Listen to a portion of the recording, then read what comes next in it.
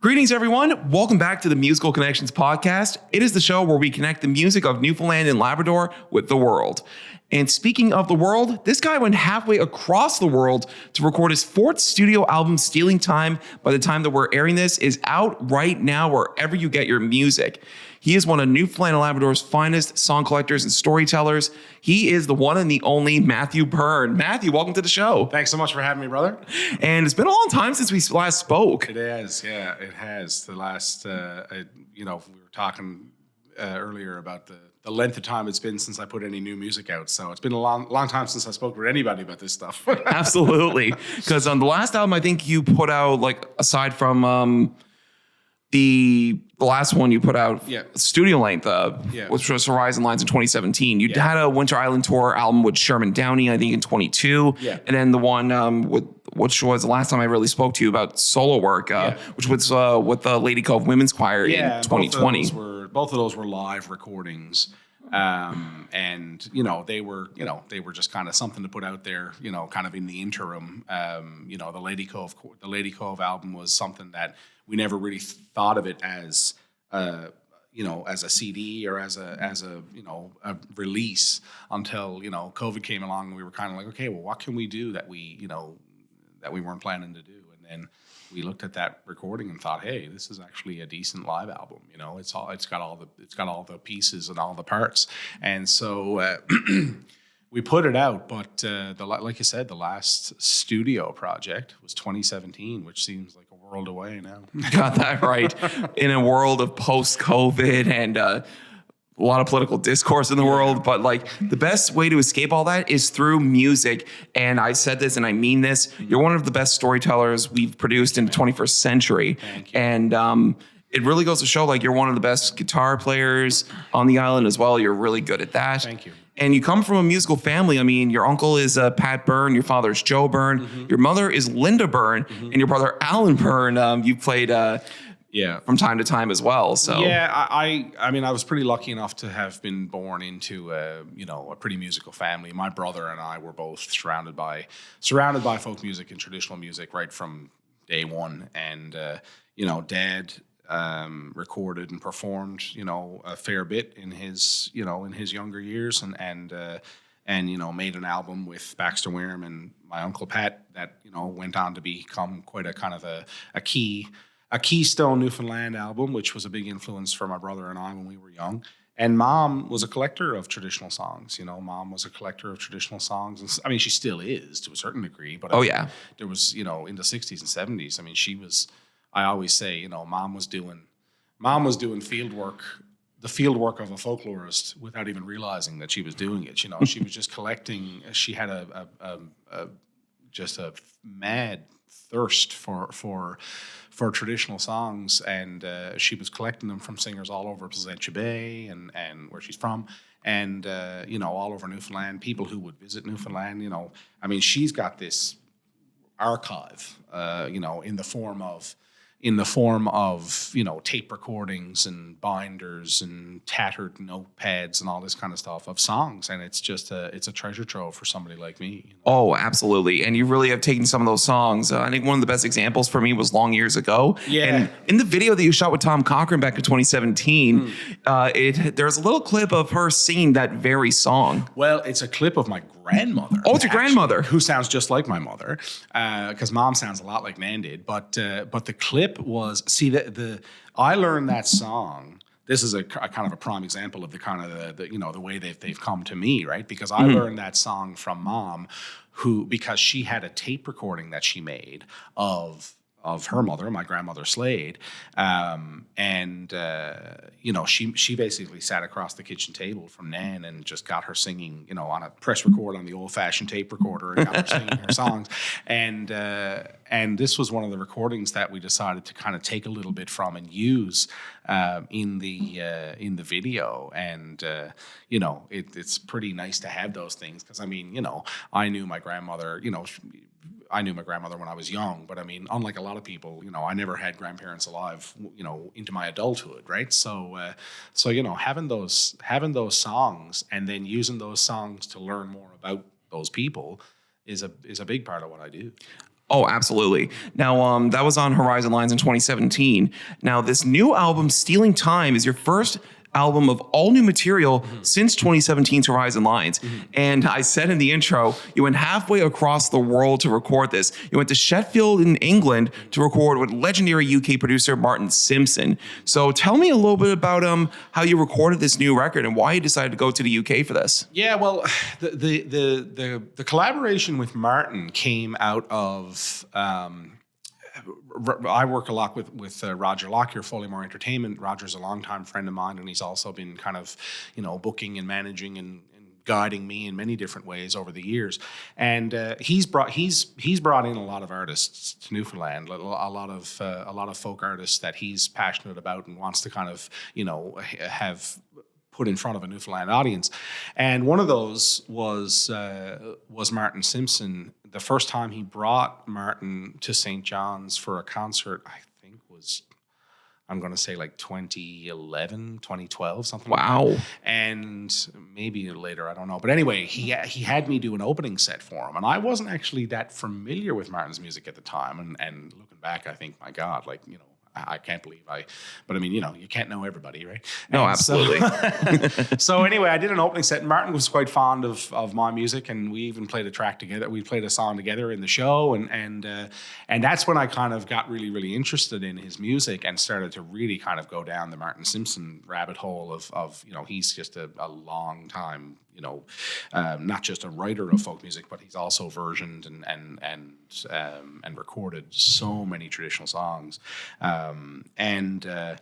And so the next time Roger brought him in for a show a few years later, I opened for him again and got to know him a bit better. Actually had him out to the house for a meal, and I kind of said, somewhat in jest, I said, now, I'd love to work with you on a new record if you, because I knew by this point that he was quite supportive of what I did, and he really liked my music, and so I said to him, while we were having a meal, I said, I'd love to work with you on a new record if you're ever interested. And he said, man, and he kind of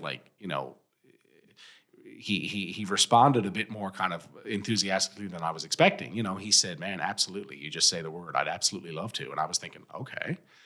So then the idea was really kind of, I started to think, well, this could really, really be a cool collaboration. He could produce my next album, and that would be, I could draw on him as a musical mind and a kind of a veteran of traditional music, of traditional songs and folk guitar, but also a window into the musicians and the people that he works with as well. And so that was and that was a big thing as well. So I called him up a few months later, probably a few weeks later, actually, once he was back in England. I called him up and I said, listen, we had mentioned this briefly when we were chatting, but now I'd like to, properly ask you, would you produce my next album? And he said, I'd be honored to. And so that's how it all began. That's amazing. So it was really cool because it was a bit of a leap for me. He is a producer, but he's more so a producer of the projects that he does, that he sings as part of. He's not necessarily a producer in the kind of sense of he's not on call for other musicians to just kind of come in and produce their work. Mm-hmm. But he's a masterful producer of the work that he does, of the collaborations and as well as his own recordings, his own solo recordings. And so with that came, he started saying, okay, well, we'll get Andy Cutting to play the button accordion. We'll get Liz Hanks to play. We started talking about the instrumentation. He said, we'll get Liz Hanks to play the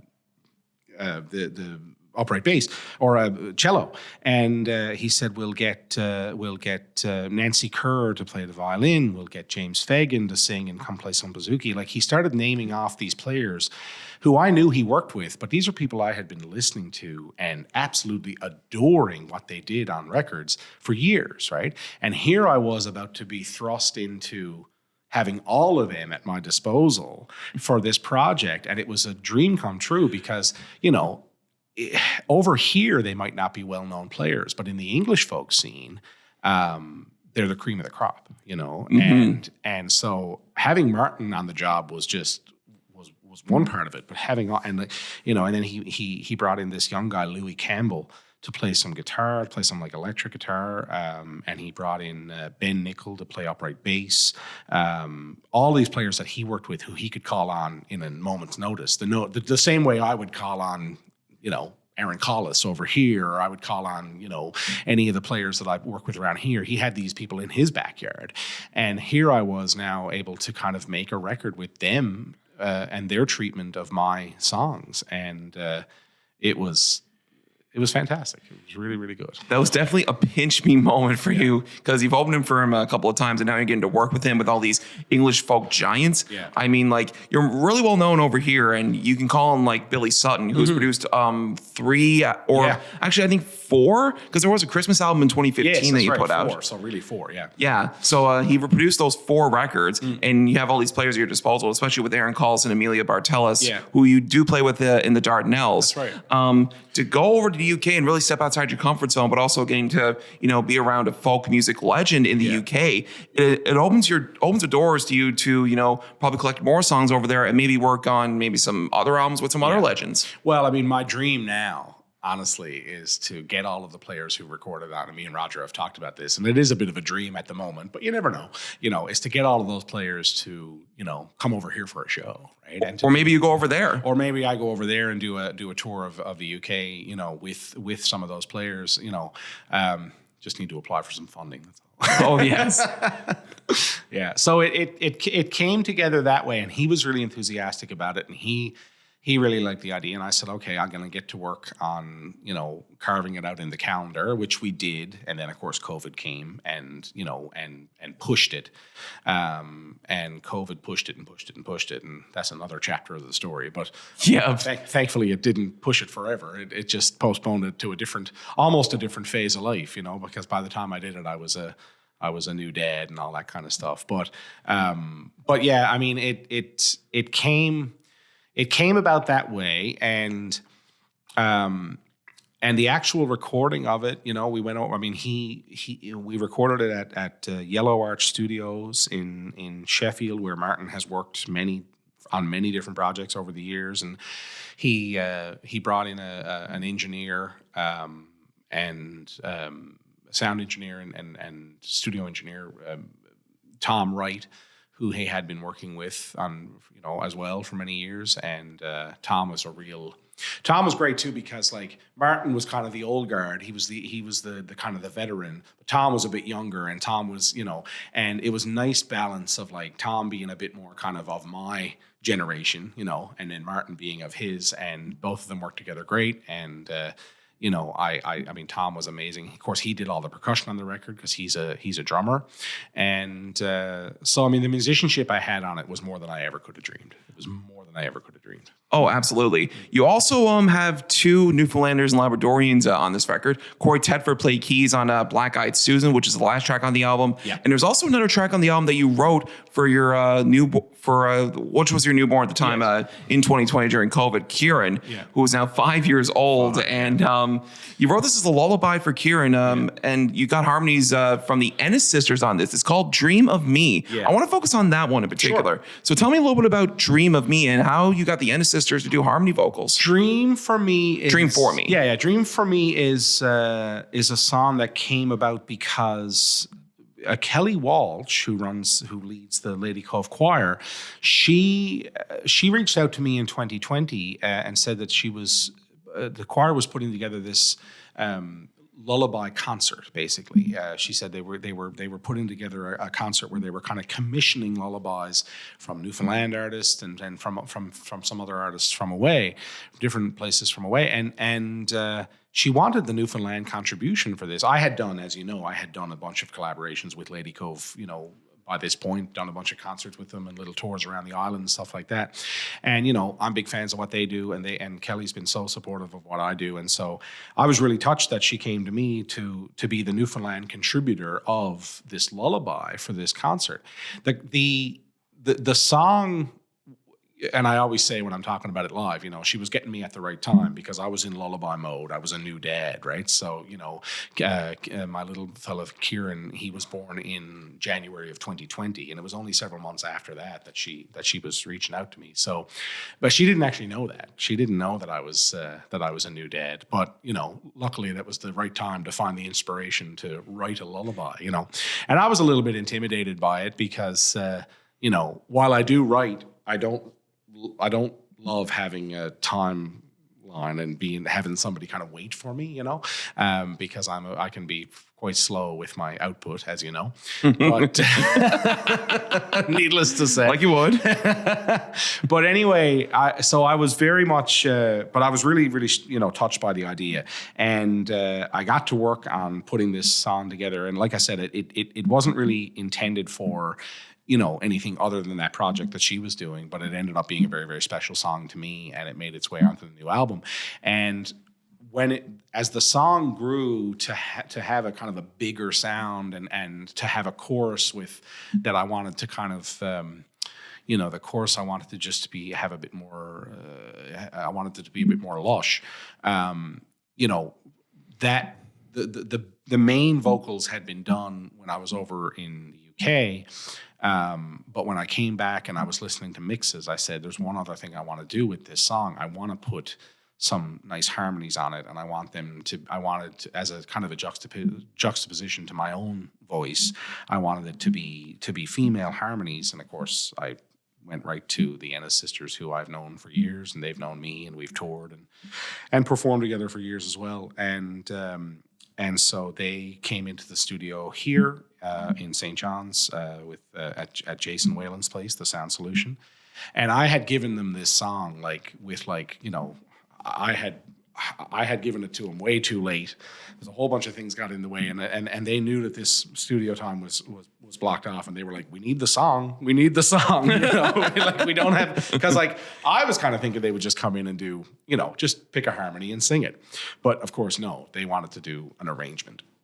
They wanted to do a full harmony arrangement of the full song, not just the chorus as well. Mm-hmm. And so I sent it to Maureen, and they came into the studio and they sang this arrangement that they had done, the three of them, just in the 2 or 3 days prior, and it was just gorgeous. It was just like, it was exactly what I wanted, and it's you know, they totally did what I was looking. They just made the song so it was, you know, harmony, thick bed of harmony that I wanted to have kind of behind the chorus. And it was yes. Yeah. Yes, this album is absolutely fantastic. I had to listen to this about a couple of weeks ago. And for people who want to go get this record, go get it wherever you stream your music or buy your music. Support local, please. Now, I want to go back to where this all started for you, because again, you said you were lucky to be, you know, sprung into a musical family with right. your brother Alan, your father Joe, Uncle Pat, and Mom Linda. Yeah. So, how did this all start for you, Matt?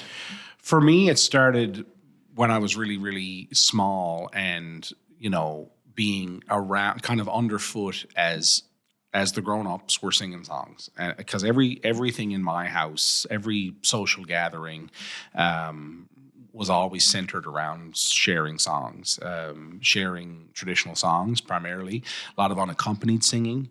You know, I heard Mom singing unaccompanied songs, you know, right from an early age. You know, I heard Dad playing guitar, you know, and singing, you know, from an early age. I was surrounded by it from a very early age, and it's what I knew. And so, you know, I often talk about how it wasn't until I was a bit kind of older, you know, into like high school and then university, that I started to kind of be like, not everybody had that as their upbringing. You know what I mean? Like, yeah. maybe it was something quite unique, and something, and it was something that I started to really cherish and to really be thankful for, was that I was just surrounded by singing and song sharing from such an early age, you know? And so, that's how it started for me. I mean, my brother and I we both got really into folk music, you know, when we were quite young. We both really got into our parents' record collection. And I, you know, it's funny because a lot of people, when they, you know, they become kind of a teenager and then get into, high school, university, they start to kind of turn away from what their parents' record collection was, and they kind of think, oh, that's for the old. Whereas we were just lapping it up, we were such folk music nerds, right? And so, and then I remember I got a mandolin for Christmas. It was my first instrument. I got a mandolin, and that was the first thing I kind of learned how to play, and then I moved away from that to guitar, and it was just, I was just a folk music nerd right from day one, and I developed, maybe because of the music I was hearing from particularly from Mom, I developed an interest in somewhat lesser known traditional songs. I developed an interest in, I love a lot of the standards that you hear everywhere, and certainly that you hear when you're in the George Street pubs, but when I started to kind of record or get into doing it in, performing and recording in any kind of professional sense, what I veered towards was what people hadn't heard a million times before, and I wanted to start to see what I could do with traditional songs that hadn't been done to death. Oh yes, absolutely, and you really have done that with some of the songs that you've brought to the forefront here. So, what was part of your parents' record collection back in the day? Like, what were some of the folk artists that you listened to a lot growing up? Mom listened to a lot of Waters and Carthy. She listened to all of the English folk revival stuff. Mom was a big fan of, so that was part of it as well. But a lot of the local stuff, all of the their record collection has all of the Ron Hines and Figgy Duff and all this kind of stuff as well.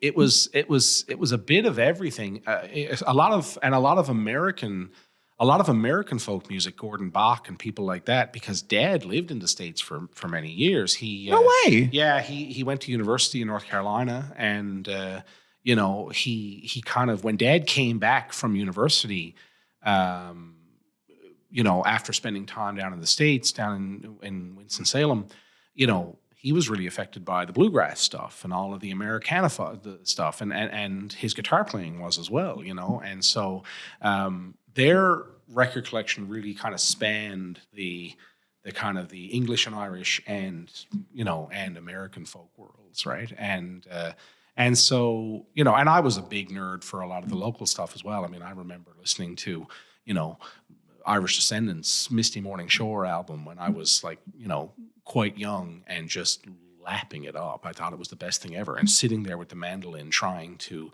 play along with those arrangements. That was like the amount of time I would just spend in my bedroom in front of a laptop with crappy speakers, trying to play along with stuff like that. It was just, and so that was it was a good mix of Newfoundland and abroad. Oh, for sure. And one of the songs you ended up doing on your Horizon Lines album was a song the Irish Descendants all wrote together for Look to the Sea, which was Go to Sea No More. Yeah. And you do a tremendous arrangement of that. Yeah. So tell me a little bit about how you recorded that song, Go to Sea No More. Go to Sea No More was one that I had been singing when I was really young. There's oftentimes when I talk about it in concerts, there's really embarrassing footage of me at the Byrne Folk Festival, which me and my brother performed at every year when we were that high, and I'm singing Go to Sea No More, and Dad is playing guitar, and I'm there at the mic just belting it out of me, and it was one that I always loved from the Irish Descendants, and years later, when there have been many songs that I've recorded where I loved them when I was young, veered away from them, and then veered back to them, kind of thinking, wow, that's still a really good song. How come I stopped playing it? And you kind of associated I kind of associated some of those songs with a time when I was too young to know what I was doing. But then you start to realize, oh, maybe I did have something there maybe I wasn't too young to know what I was doing. I chose that song for a reason, right? So I decided to revisit it. And there's one on the new album, a version of a song on the new album, which is a similar type of thing. So I recorded a version of the Colton Weaver, which more commonly is known as Nancy Whiskey. And I used to play that when I played the bars downtown when I was, years ago. I was much younger and had less bills to be accountable for. I used to, that was one of the many songs I had on my list of songs on the top of my guitar, 150 songs that would get me through the night, when I was playing, O'Reilly's or Trinity Pub or wherever, right? The first gigs I ever did. And you had to know all the pub standards. And, I kind of stepped away from those for a lot of years because I was trying to base my reputation as a traditional singer on a repertoire that, like I say, hadn't been really exhausted. And then, years later, you look at some of those songs and you look at them through the lens of, you start to look at them through the lens of somebody who gets to just see them as a song rather than a song that they have to play. You know what I mean? And you appreciate a song very differently when you don't have to play it. And when you don't have drunk people, telling you to play it and threatening you and all this kind of stuff, right? And I realized that I really loved that song, and I started messing with it. I remember I started messing with it when I was at a festival, a now defunct festival. I was playing the Mystic Sea Music Festival in Mystic, Connecticut, and I was working on some of the material for this album during the time that I was kind of away from the festival and just at my lodgings and just had a bit of time to myself. And that was one of the ones where I started playing a bit like the version on the album, and I started to think, I think I might record this, And some people might think I'm cracked for doing a version of Nancy Whiskey, but I love that song. Absolutely love it. Yo, absolutely, for sure. And that's the one Ryan's Fancy did back in 1973. Yes. And I think it's an album that first, I don't think, is not one of his favorite albums because it's full of, Newfoundland drinking songs. Yeah. That songs that they, like guys like Dennis, Durbin, and Fergus probably had to play back then. Yes. And the Sons of Erin had to play back then. Yeah, and you tend to look at some of those songs at a time in your life when you weren't really the one controlling what you played. The audience was, right? And that is a lens that you can tend to look at songs through, which you tend to not favor them as much. And then when you don't have that anymore, and you're just able to kind of see a song, regardless of all of that nonsense, then that's when you know which ones you really like. That's when you know which ones the ones that still stick with you when you no longer have to, and you still are inclined to play it even though there's no audience at all. That's when you know. And it comes more naturally to you instead of forcing it on a bunch of drunk people that hear the same songs over and over and over again. For sure, yeah. Sunny's Dream, Bees Wing. Exactly. Bees Wing especially, that's an old Richard Thompson tune that people play downtown a lot. Yes. And then Wagon Wheel's another one. Oh my God! Wagon Wheel became this song that everybody had to play, and you didn't fulfill your task downtown unless you played Wagon Wheel 50 times, right? And that gets in people's way when they're determining whether they like the song or not. Because how can you like a song if how can you like a song if it's forced down your throat night after night, or if you're the one who's supposed to force it down people's throat night after night? Yes, absolutely. So it does factor into. Or if I should say, it factors into when the dust settles and when you look at that repertoire, do you actually love the song, and is there something still there that means something to you? And in that case, there was with that one, and so I figured I'll put it on the new record. Yeah, and this song has, or this album, I should say, has 12 tracks on it. Yeah. Now, some of the tracks I've featured on other programs, like Lovely Marianne is one I featured. Jessie Monroe is one of my favorites. Right. Mary England's another song, an Archie Fisher tune. Yes, yeah. And do you have a favorite track off the new record, and what would that be and why? I think my favorite track from the new record will be Dream for Me, and because it's the one that came from, obviously it's about my son, and it's inspired. It's about any parenting journey of a child, and as you look at them and you kind of think, what are they going to be and what are they going to become, and you need to be there, for them, but also it came from, it was inspired by him specifically, and it came from a very, very difficult time, because it came from a time that I was a new dad at the peak of COVID. I was a new dad at the peak of the COVID pandemic, which threw my whole life upside down. And it was a really, really difficult time to become a new parent. It was a very, very anxiety-ridden time to become a new parent. And it was really, really tough on, my marriage, my home life, my mental health, my career, everything. Everything suffered during that time. And that song was I managed to kind of scrape out this moment of peace, at a time that was when it was really, really hard to do so. And so I think because of what that song kind of meant for me and what it came from, it's my favorite one on the record. Second to that would be the Colton Weaver. We're actually going to play the Colton Weaver coming up Nice. here on the podcast here. Now, I want to talk about, being a father, because you had Kieran January 2020, so about 2 months before the pandemic was declared a global health emergency. Yeah.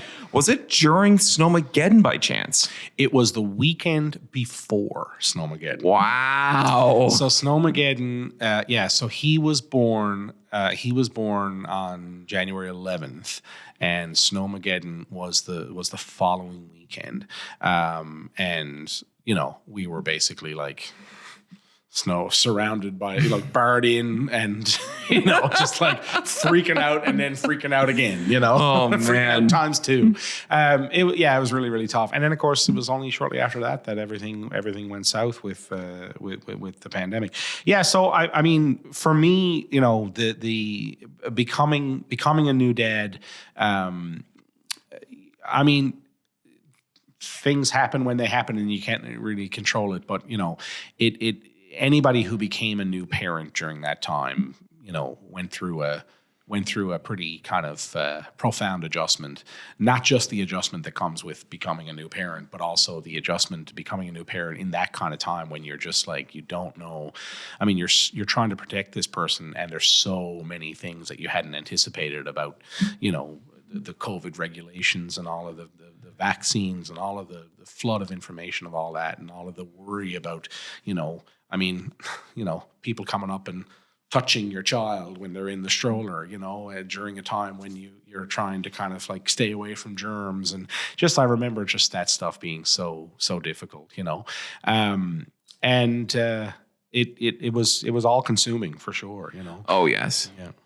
But I'm glad that we came out of this Came on out the the other other side. And now he's a healthy 5-year-old, and Yeah. I'd imagine he's starting kindergarten pretty soon. He's starting kindergarten in the fall. Yeah. That's wonderful. So it's it seems like ancient history now, but the time passes. When you have a kid, the time passes so quick. It just passes so fast, and you think you have a handle on time, and then when you have a child, you just don't. It just slips away from you right before your eyes. How do you feel about where you're at in your life right now, Matthew? Like, so say when the Matthew Byrne that started his career, when you put out your first album in 2010, which was ballads, to the Matthew Byrne that put out his 4th studio record, Stealing Time. Where are you at right now in your life, and how comfortable are you right now? I mean, I'm comfortable. I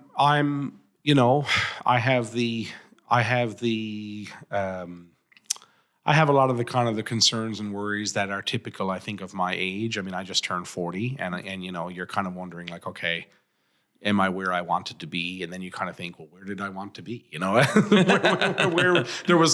Where am I in the plan? Oh, wait, there was no plan, So yeah, it's, I mean, generally for the most part, I am content. I have a lot of anxieties about the struggles to live in this world we're living in right now, and the financial concerns and all that I'm so sure so many people have. But I mean, I'm very comfortable with who I am, and I really feel musically, I feel that this album it represents a couple of things. It represents very much, what I wanted to get across musically in terms of where I am as a musician right now, in terms of my guitar work, in terms of the songs that my song arrangements and all that kind of stuff. But it also, for me, this album is, it represents a version of me who really doesn't care as much about what the industry thinks of my, of what I'm putting out there. I really feel like I made this album first for me and then for anybody else after that, and that's how I felt about it. As soon as the idea was conceived to work with Martin and to make this record, I got more caught up in, this is a project, this is a life project for me. This is something that I want to do. My wife knew that, or else she wouldn't have let me go in January of 2024 and leave her with a with a 4-year-old for 3 weeks. She knew that this was something that I really wanted to do, and that if I didn't do it, if the time passed and I just didn't do it, that I'd be really hard on myself, and that I would really have a lot of regret. Yeah, you wouldn't be able to live it down. You want to be, and there was so many reasons why it would have been easier to not spend the money and go so far afield to do a record and spend the time away from home, when I have a child and all this kind of stuff. But now that I've done it, and that those little wounds have healed, I'm really glad that I did, because it's an album that I made. It's an album that I made with me in mind first, and then everybody else second, which seems selfish, but I think that selfishness benefited the music, because it made the music much more true.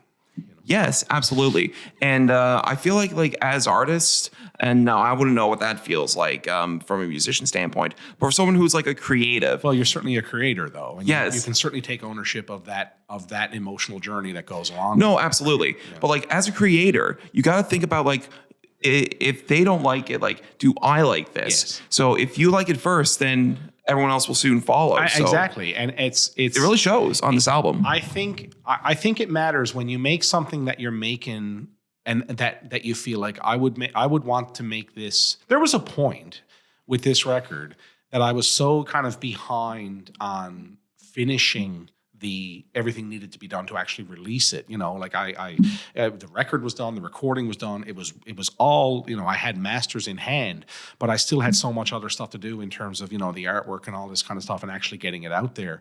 And, that's what led to the crowdfunding, to be able to get over that last hurdle, of the last financial hurdle to actually bring the project to completion, But before that, when I was still hemming and hawing about the crowdfunding thing, I was like, maybe this will never get out there. Maybe this will just be something. Maybe this will just be a bunch of files that I have that I can show some people from time to time and say, hey, look at this music I've created. I mean, I don't think I ever would have let that happen, not after sinking so much time and effort into it. Oh, yes. But that goes to show, I think, the fact that I was like somewhat content with that idea was a testament to how much it was like for me first, Yeah. I really think that when you make something without trying to please people, you end up pleasing them even more. Exactly. Yeah. Because eventually, they've known you for so many years as a great storyteller and a great singer and performer. They'll go with you all the way. If something you're passionate about really means a lot to you, then it'll mean a lot to them too. 100%. And I mean, the first album I made, I feel like this album is similar to the first album I made, because in one sense, because this album, Stealing Time. Good Lord. This album, Stealing Time, it wasn't made for a music industry. It wasn't made for a record cycle. It wasn't made with any of those things in mind. I don't care about any of that stuff. And to my own detriment, like sometimes I had that conversation with Roger and he's like, well, boy, and I'm like, no, I actually don't care. And I can't make myself care anymore. It's just not like I have to wait until I have the music that I'm comfortable with recording. And then, if I want to make an album, if I want to make a song 6 minutes long, I will, and if that's not going to be played on radio, well, that's too bad. That's too bad for the radio, right? So this album was not made with any kind of industry intent in mind, or it wasn't made with any kind of, it wasn't influenced by that. And neither was my first album, because I didn't even know anything about the bloody industry back then. I didn't. In 2010, when I made ballads, I didn't even know what record cycles were. I had no idea what promoting and marketing and all that. Like, I had no idea about any of it. I was just recording 10 songs. That's it. I was recording 10 songs that I figured, like, oh, this is an album's worth of material here, and that's all I knew. And so it was kind of going back to just making a collection and capturing a moment, rather than like, okay, what's going to be the single? What's going to be the, Now I've had those conversations after, and they've been agonizing, because I'm like, okay, now I look at the record and I realize I really didn't think about any of that stuff. It doesn't make it any easier for people like yourself. I know. Kind of like, well, how long is this one? Like that kind of stuff. Right? Yes. But I mean, it's ultimately, at the end of the day, it's more important for me to just kind of make the music, make the music for the music's sake, as cliche as it sounds, and the rest will fall into place after. Yes, absolutely. That for the record, I don't play like singles, but anyways, I'm getting off topic here. But that's a rant we could both go into, right? Yeah, so absolutely, we could be here all day talking about it. But just very quickly about the crowdfunding. You needed about $20,000 to fix any odds and ends of getting that album to the finish line. What did you end up using that for? So the crowdfunding money went to mastering, which was a big expense, and it went to manufacturing, because I did vinyl and CD, and that's not cheap. Vinyl especially, so it was several $1,000s to do the run of vinyl, and of course the cost of mailing them all out as well. now that they're ready to go, and it also went to those last few things that were done. In the studio here, so there was some. I think there was one vocal redo, which was it was one vocal track that I redid, which was Fat Black Eyed Susan. I redid that, and yeah, I mean, I can show you the spreadsheet if you like. We'll do that behind closed doors. Yeah, I mean, there was a whole bunch of stuff. I mean, I still owed money for mixing, and there was still a few musicians who hadn't been paid yet, and who were very kind of like, hey man, whenever you can get around to it. And I was like, well, I can't take advantage of that too long, And so there was easily $20,000 worth of stuff that I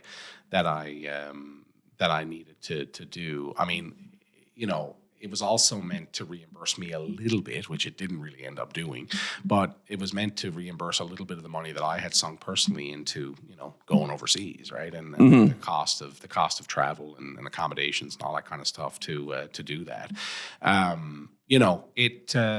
It was.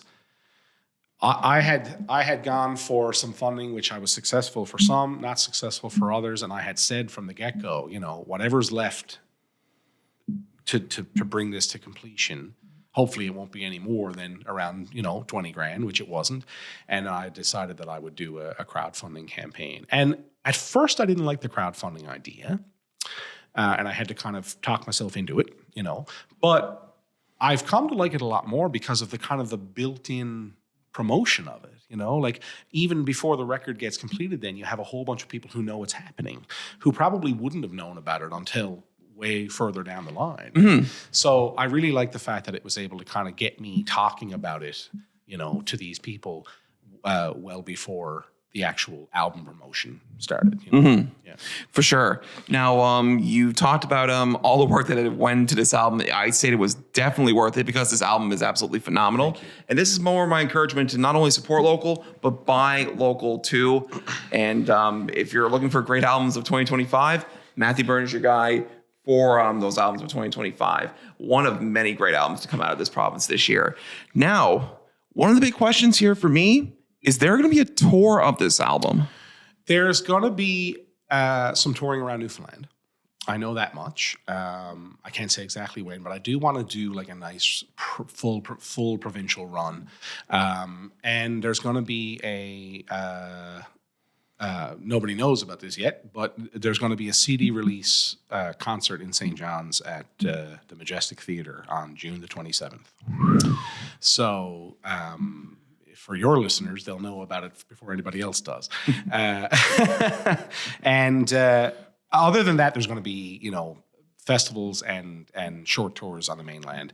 I don't have any plans to go to the United States like the way I used to. I used to spend a lot of time touring in the United States. I'm absolutely gutted by what's happening in the United States right now and the fact that it's so prohibitive to artists traveling across the border, because I used to be one of those, and I used to do a lot of touring in the northeastern U.S., down through New England, and I used to do a lot of festivals in the States as well. Maybe again one day, but for now, it's going to be Canada, and I plan on doing some more touring in the UK as well. Maybe hang out more with Martin Simpson and all of his friends. Well, once this is out there now, I'm going to drop him a line and say, okay, can you looking for an opener for your next, UK or European tour? Maybe he opens for you. Maybe he opens for me. I'd love to take maybe like a trio of those players, or even four of them, and do a few festivals and folk clubs in the UK. That'd be really, really nice. Right now, I'm not able to plan that far out, but hold me to it. You can hold me. I will definitely hold you to that. Keep pushing me out. Absolutely. Now, for people who want to find out more about new albums, where people can get the music to, and everything Matthew Byrne, where can we go when it comes to website or socials? Yeah, website is my main go-to. I try to keep everything up to date there in terms of my store links and what's happening, my calendar and everything like that. So MatthewByrne.net, and Facebook and Instagram as well. As I sometimes I can be a little bit too quiet on the social front, but these days I'm trying to push a few things out there, and so anybody who wants to get, I always encourage people as well, drop me a line. I love hearing from people. Sometimes people have a specific question or they want to talk about something.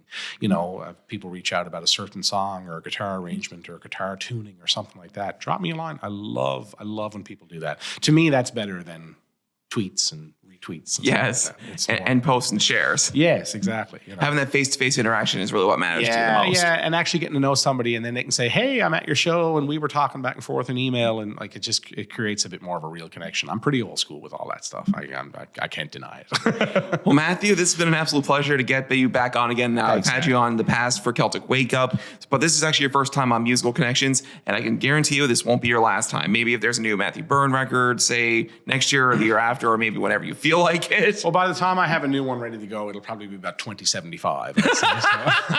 But I appreciate you having me on, man. Always great to chat. Thanks for doing this, man. Cheers.